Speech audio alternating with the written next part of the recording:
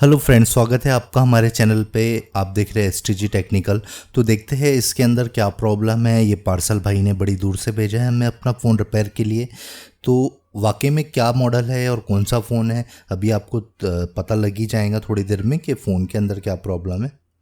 तो ये निकला है हमारा Realme X2 Pro।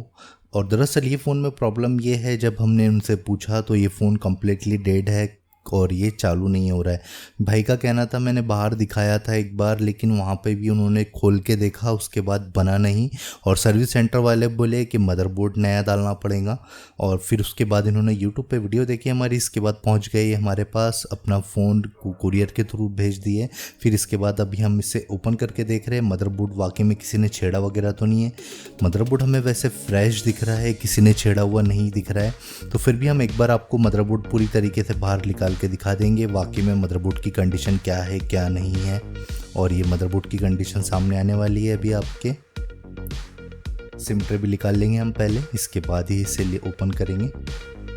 और ये कैमरे वगैरह जितने भी हमने रिमूव कर लिया है, और ये मदरबोर्ड एकदम फ्रेश है, कंडीशन एकदम बहुत ही बढ़िया है। अब आगे हम माइक्रोस्कोप स्क्रीन पे। जब मैंने कस्टमर को पूछा कि ये फ़ोन कैसे बंद हुआ, तो वो कहने लगे सडनली ये चलते चलते ऑटोमेटिक अपने आप ही बंद हो गया।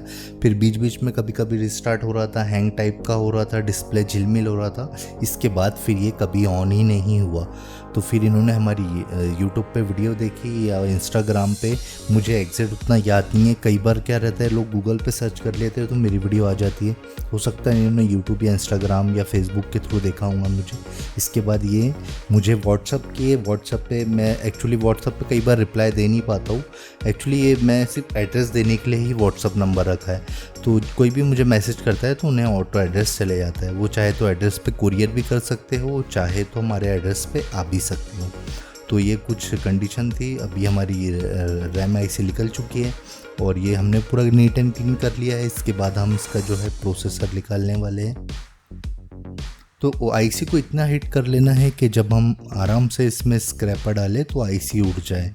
अगर हम कम हिट रखेंगे तो हमारी ट्रैकें ओपन हो सकती है। तो देखा है आपने, एकदम आसानी से जो हमारा प्रोसेसर है वो निकल चुका है।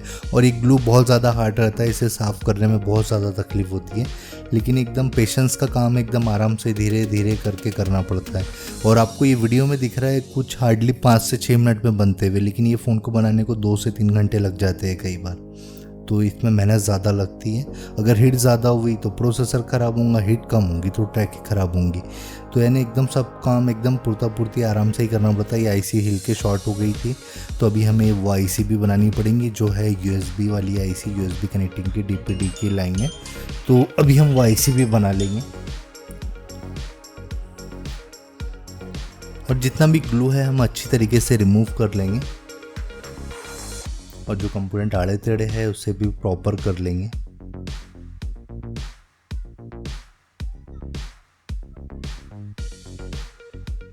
देखो यहाँ पे कैप उड़ चुका था तो मैंने नया डाल दिया दूसरे बोर्ड से। एक और कैप इधर का भी निकला है, तो यहाँ पे भी अभी हम दूसरा डाल देंगे। और इसके बाद अब ये आईसीबी से रिवॉल्व करके नीट एंड क्लीन कर लेंगे, फिर इसे हम लगा देंगे। सबसे पहले ये यूएसबी वाली आईसी बना लेंगे। अभी हम यूएसबी चार्जिंग के में काम में आती है, कनेक्टिंग के पीसी के।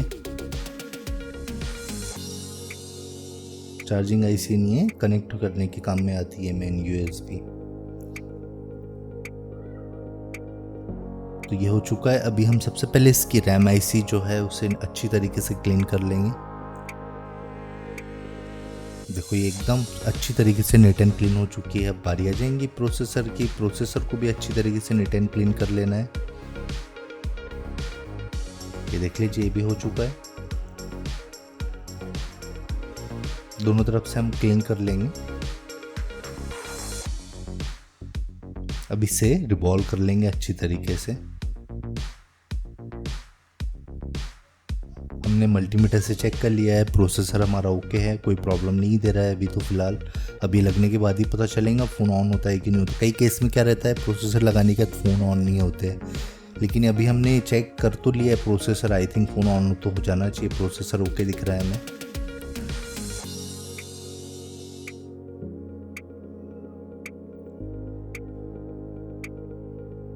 तो ये रैम आईसी भी हो चुकी है रिवॉल्व। अभी इसके बाद जो इतना भी है, अभी हम जीआर वैल्यू वगैरह सब ले लिया, सब कुछ ओके दिख रहा है हमें। अब प्रोसेसर को एकदम सही लोकेशन पे लगा देंगे। अभी हम थोड़ा हिट मार लेते हैं पेस्ट लगा के, जो बॉल जगह पे नहीं होंगे वो जगह पे आ जाएंगे।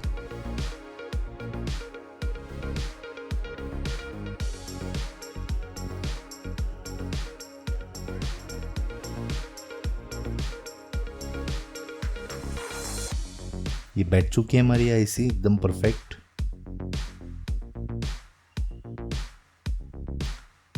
ये जितने भी कार्बन है अभी हम इसलिए क्लीन कर रहे हैं कि आईसी बैठाते टाइम हमें कोई तकलीफ ना हो। तो अभी इसको भी सेम हम वैसे ही पेस्ट लगा के हिट मारेंगे, जो बॉल जगह पे नहीं होंगे वो जगह पे आ जाएंगे।